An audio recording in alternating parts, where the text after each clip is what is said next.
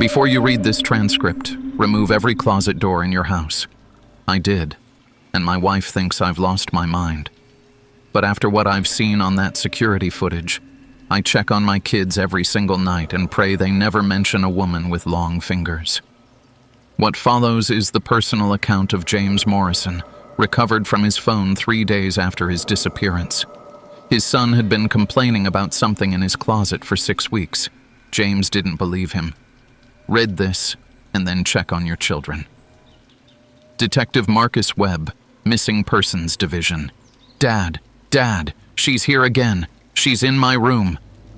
The scream tore through our bedroom like a siren at 3 in the morning. My 7-year-old son Danny crashed through our door, his small body launching onto the bed between me and my wife Emma. His fingernails dug into my arm hard enough to leave marks.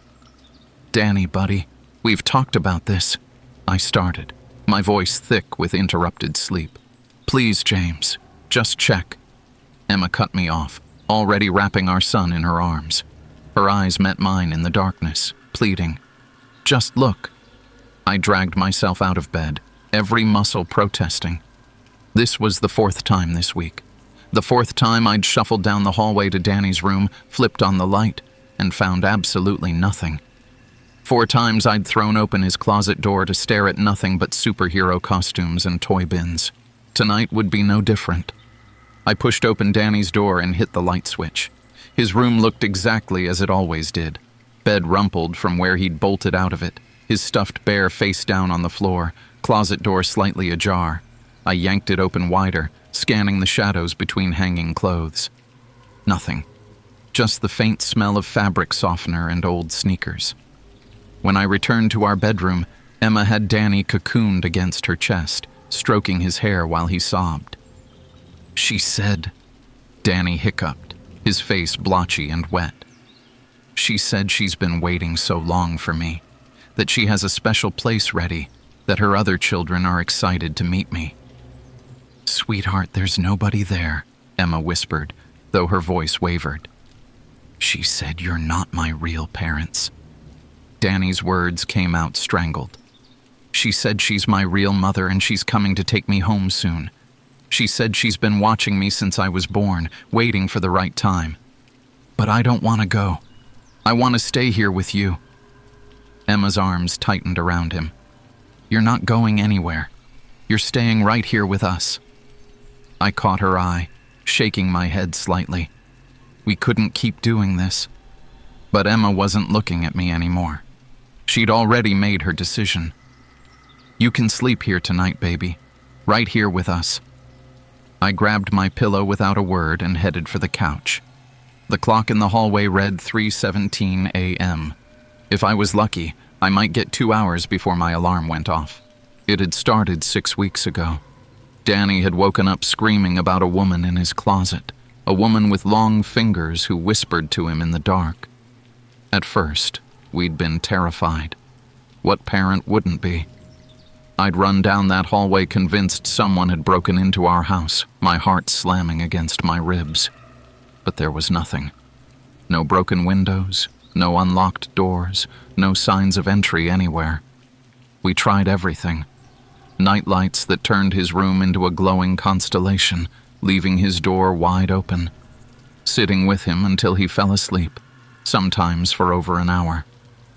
We rearranged his furniture so the closet door was always in his line of sight. We even let him sleep in our room for a week, hoping a break would reset whatever was happening in his mind. It didn't work. The moment we moved him back to his own bed, she returned. The incidents escalated from twice a week to every other night, then every single night. Danny started having dark circles under his eyes. He picked at his food. His teacher called to say he'd fallen asleep at his desk twice in 1 week. Emma and I were zombies, stumbling through our days on 3 or 4 hours of broken sleep, snapping at each other over stupid things. The morning after another sleepless night, I found Danny at the kitchen table, moving his cereal around his bowl without eating. Emma stood by the counter, her coffee mug clutched in both hands, staring at nothing. Morning, I muttered, pouring myself what had to be my 5th cup of coffee that week. Emma didn't respond. She just kept staring, her jaw tight. "How'd you sleep, buddy?" I asked Danny, forcing brightness into my voice. "Fine," he whispered, but his hands were shaking. "No bad dreams?" "It's not a dream." His voice was so quiet I almost missed it. "She's real, Dad. Why won't you believe me?" "Danny, we've been over this. You don't listen." He exploded out of his chair, his small fists clenched. "Nobody listens. She's real. She talks to me every night and you won't believe me." Hey, calm down. I can't sleep. I can't close my eyes. Every time I do, she's there." Tears streamed down his face. "She shows me where she lives. She shows me the other children. They don't have faces anymore, Dad. They don't have faces and they just sit there and rock and she wants me to be like them." The desperation in his voice hit me like a punch to the gut. I opened my mouth, but nothing came out. Danny collapsed back into his chair, burying his face in his arms, his whole body shaking with sobs. I looked at Emma.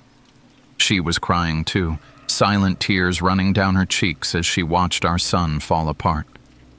"I need to get ready for work," I said, the words tasting like ash in my mouth. Work was a blur. By the time I clocked out, I felt like I'd been awake for 3 days straight. I couldn't keep living like this. Emma couldn't keep living like this. And Danny, God, what was this doing to Danny? That's when the idea hit me. I made a detour on the way home, pulling into an electronics store. 20 minutes later, I walked out with a wireless security camera, the kind that connected to your phone and recorded everything in night vision. If there was nothing in Danny's room, and there wasn't, there couldn't be, then maybe showing him the footage would finally convince him he was safe. After dinner, while Danny was in the living room building an elaborate racetrack for his toy cars, I slipped into his room and set up the camera on top of his dresser. It had a clear view of both his bed and the closet. When it was time for bed, I helped Danny into his pajamas and tucked him under his comforter. "See that?" I pointed to the camera. "That's going to keep watch tonight. If anything happens, I'll know about it immediately." Danny's eyes widened. "Will she see it?" "I don't think so, buddy. And even if she does, I'll be watching. I'll keep you safe." He nodded slowly. "Okay. I love you, Danny." "Love you too, Dad." I kissed his forehead and turned off the light, leaving his door cracked open. As I walked back to our bedroom, I felt something I hadn't felt in weeks. Hope. Tomorrow morning, I'd show Danny the footage of his empty room, and this nightmare would finally be over. I woke up to sunlight streaming through our bedroom window. I checked my phone. 7:43 a.m. Danny had slept through the entire night. Emma was still asleep beside me. I slipped out of bed and padded down the hallway to Danny's room. I knocked softly before pushing the door open. Danny lay on his back, blankets pulled up to his chin, staring at the ceiling. His eyes slid toward me, and something about his expression made my stomach twist. "Morning, buddy. How'd you sleep?" He blinked slowly. "Fine." "That's great. You hungry? I can make pancakes." "Okay." His voice was flat, emotionless, but I pushed the unease aside. He was probably just tired. I made a stack of pancakes while Emma shuffled into the kitchen, looking more rested than she had in ages. "He slept through the night," I said, unable to keep the relief out of my voice. About 30 minutes later, Danny emerged and sat at the table. He ate 4 pancakes in near silence, barely making eye contact with either of us. After breakfast, Danny wandered off to play while I showered and got dressed. When I came out, I found Emma loading the dishwasher. "I'm going to check the footage," I said quietly. She nodded. "Let me know what you find." I went to our bedroom and pulled up the camera app on my phone. I pressed play and watched myself tucking Danny in, kissing his forehead, turning off the light. The timestamp read 9:47 p.m. I fast-forwarded, watching the time tick by. 10 p.m., 11 p.m., midnight. Danny didn't move. Then, at 12:14 a.m., the closet door creaked open. My blood turned to ice. A hand emerged from the darkness, pale, thin, with fingers that seemed too long. It pushed the door wider, and then I saw the rest of it. It was impossibly tall, with to stoop to fit through the doorway. Long black hair hung in matted tangles over its face. It wore something that might have once been a white dress, now torn and stained. Its arms hung down past its knees, ending in those horrible spindly fingers. It moved toward Danny's bed with a horrible, jerky gait. On the screen, Danny's eyes snapped open. He tried to scream, but the thing moved with inhuman speed. One hand clamped over his mouth. The other arm scooped him up. Danny thrashed, his small fists pounding against the thing's chest, his legs kicking wildly. But it didn't flinch. It just pulled him closer, cradling him, and began to rock back and forth slowly, gently. I could see Danny's eyes over that pale hand, wide, terrified, brimming with tears. After a few minutes, his struggles grew weaker. His body went limp. The thing carried him to the closet and disappeared inside. I couldn't breathe, but I had to keep watching. At 12:51 a.m., the closet door opened again. The thing emerged carrying something. A doll. A life-sized doll with Danny's face, but with empty glass eyes. It laid the doll on Danny's bed, then dressed it in my son's pajamas with deliberate, loving care.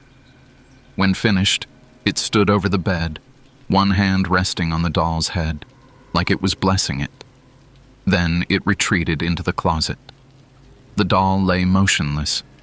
Then, slowly, its chest began to rise and fall. Its fingers twitched, and then it began to grow.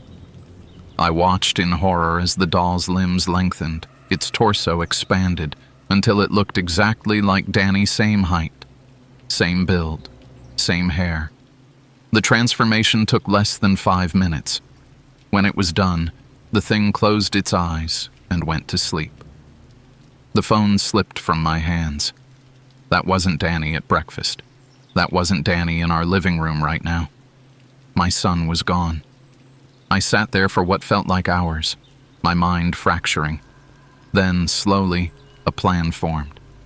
I had to go into that closet. I had to find where she took him. I waited until Emma said she needed to run to the grocery store. She asked the thing if it wanted to come along. It nodded, that same flat, emotionless nod, and they left together. The moment the car pulled out of the driveway, I ran to Danny's room. The closet door stood slightly ajar, just like always. I could feel cold air seeping out from the gap, air that smelled wrong, damp, ancient, like soil that had never seen sunlight.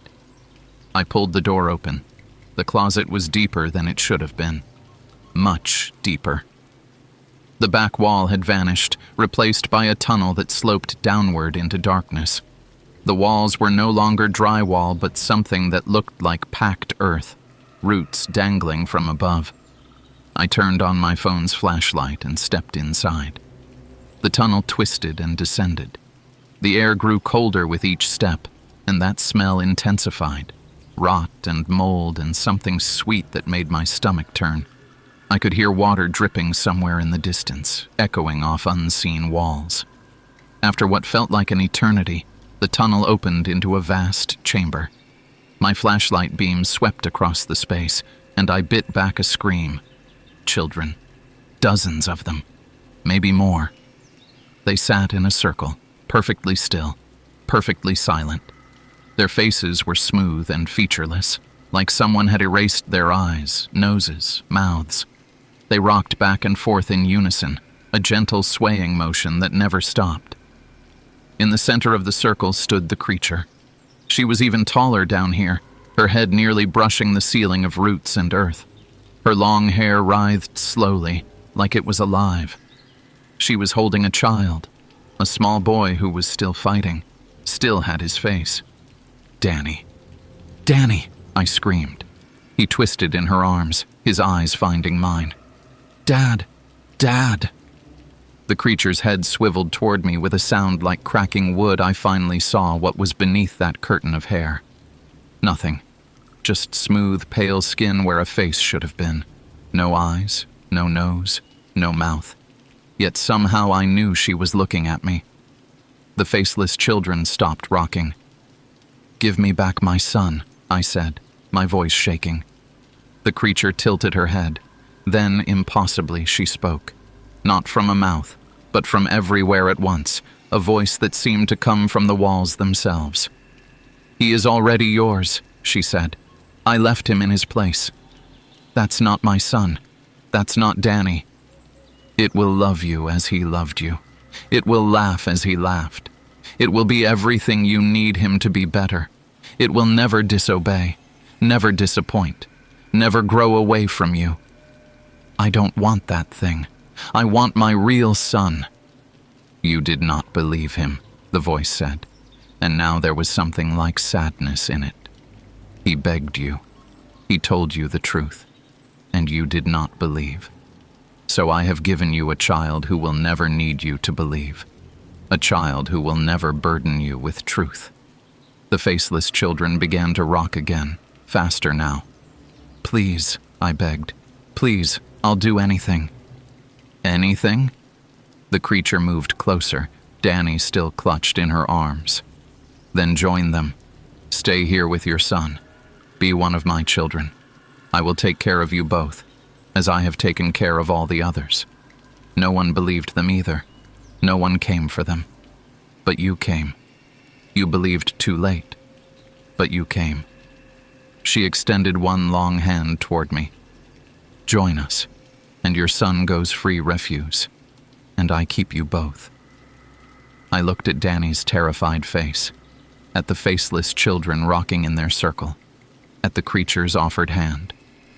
I thought of Emma, up in the world above, loading groceries into the car with something that wore Danny's skin. I thought of her going home, putting away food, making dinner, never knowing, never believing. "I'll stay," I whispered. "Let him go. I'll stay." The creature released Danny. He ran to me, wrapping his arms around my waist, sobbing into my shirt. "Go, buddy," I said, my voice breaking. "Follow the tunnel back. Find Mom. Tell her." I stopped. What could he tell her that she would believe? "Tell her I love her." "No, Dad, no, come with me." "I can't, Danny. This is the only way." I pried his arms off me and turned him toward the tunnel. "Go, run. Don't look back." He ran, his footsteps echoing until they faded to nothing. I turned back to the creature and took her hand. It was cold. So cold. The faceless children parted, making room for me in their circle. I sat down among them. Already, I could feel something happening to my face, a tingling, a numbness spreading across my skin. "Don't worry," the creature's voice whispered from everywhere and nowhere.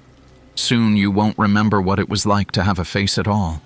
Soon you will be at peace, and when your wife has another child, or when her friends come to visit with theirs, I will be waiting. I am always waiting. And if they do not believe, I will give them peace too." I tried to scream, but my mouth was already gone. I began to rock security footage transcript. Detective notes. Case number 4429B.